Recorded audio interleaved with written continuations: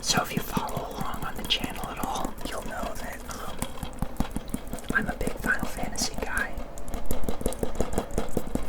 And Kingdom Hearts is like Final Fantasy meets Disney, so it's all the great convoluted Final Fantasy plot points and combat systems that you want, mixed with all of the great Disney characters and all the Final Fantasy characters, so super cool.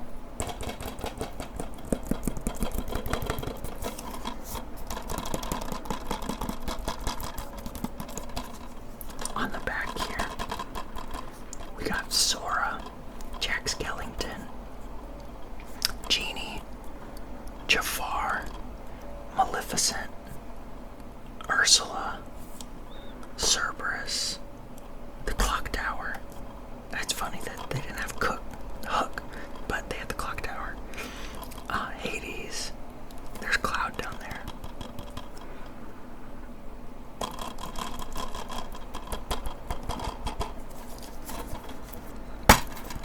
I played this so much as a kid.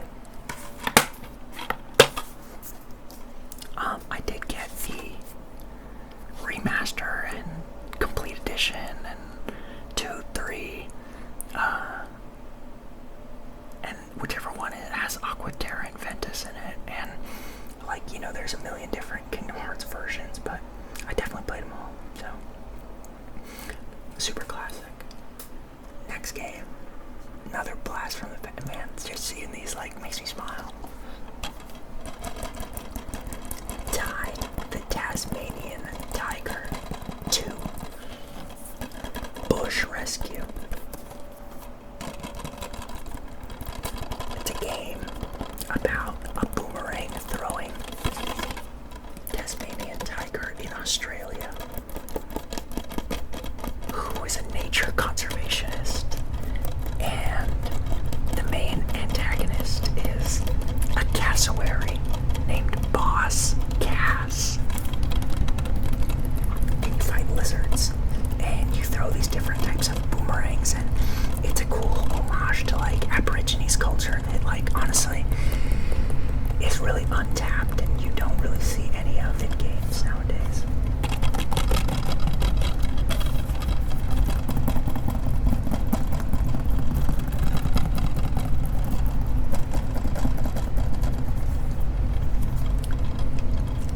There was mech mechanics, you would get in these giant mechs. There was dinosaurs, carts, very early 2000s. It had it all, so.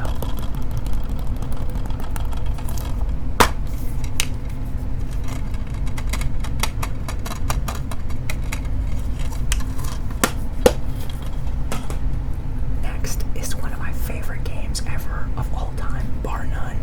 This is a game that absolutely needs a remake. It was so one of its kind, and here it is. Scalar.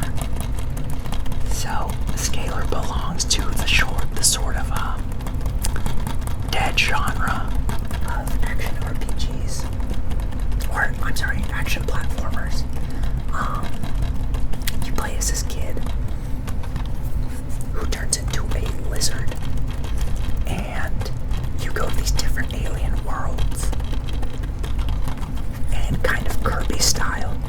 If you would catch enough of the monsters that were local to that world, you could turn into them. There was one that could fly, one that could roll around like a bowling ball and turn into a bomb, a lizard that spat acid, and this game had some of the best sound design of all time. I think that's kind of a lost art in modern games. Sound design is huge for me. I can still hear these sound effects, when you pick up the orbs, when you do whatever action. I can still remember the sound so vividly, when you think about Mario, and you think about the 1-up sound, and you think about the super sound, and you think about the Goombas and squash sound, the jump sound, the Yoshi sound. Sound design is so important to making your game iconic.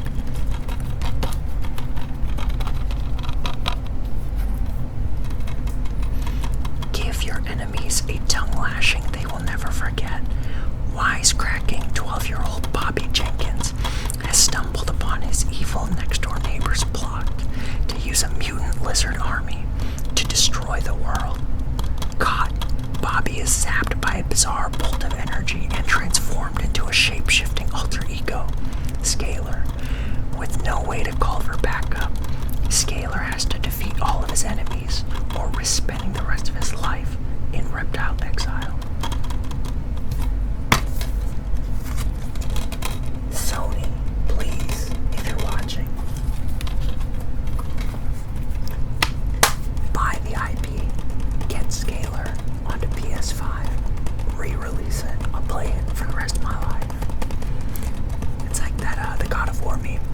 Sony, bring me Scalar and my life is yours.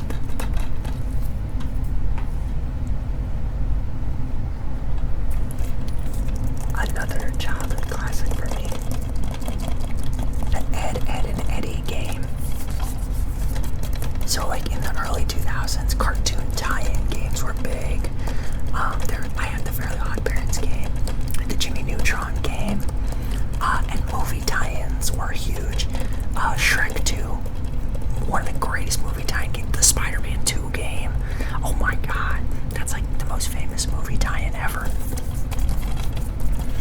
That's like a lot of people's favorite Spider-Man game ever, and it's just like they made it for the movie. It's really funny.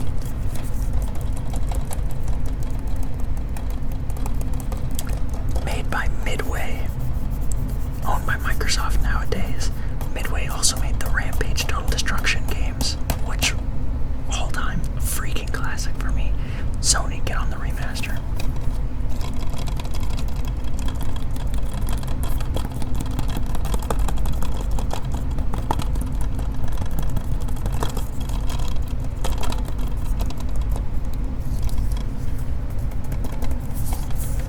Classic game.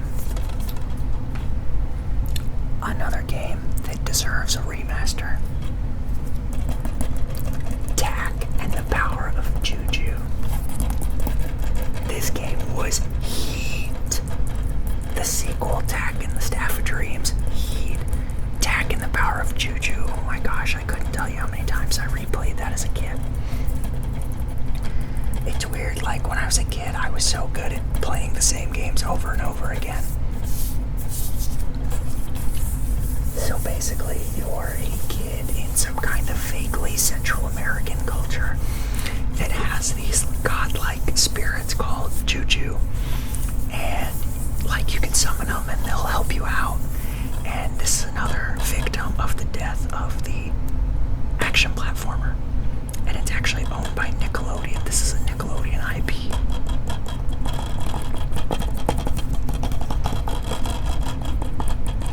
This game is freaking awesome.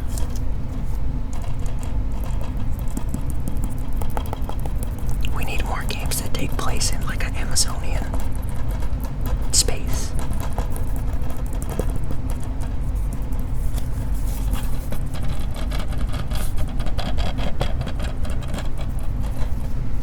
Play Magazine says, one of the most beautiful platformers I've ever seen. The evil Tlaloc has stolen the Moonstones, diminishing the powers of the Moon Juju goddess. It falls to Tak to right this wrong. He's got nothing but his wits and his, chicken suit.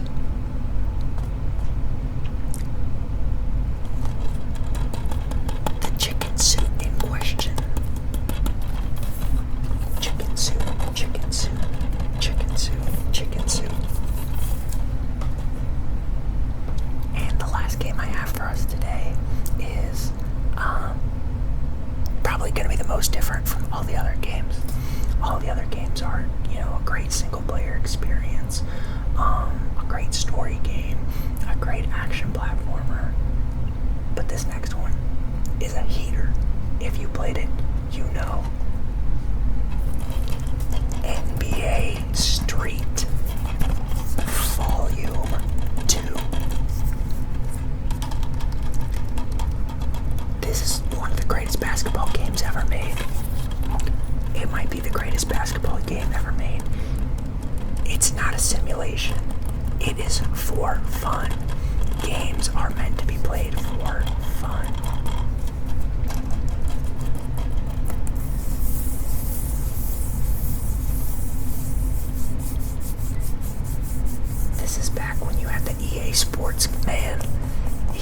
up there with his deep voice and he said, EA Sports, get in the game. And you knew when you heard those sounds, you were about to have a blast. But yeah, this is like a super cartoony basketball game with like crazy unrealistic moves, but it's featuring all of your favorite NBA players. So if you've ever dreamed of a world where goaltending didn't exist, you could throw it off the backboard and, you know, jump 10, 15 feet in the air and cross people over and bounce the ball off their head and just do like insane stuff. This is the game. And it came out in our Lord's year of 2003, so some real great players were playing at that time in their absolute peaks. Kobe, R.I.P., Shaq, Allen Iverson.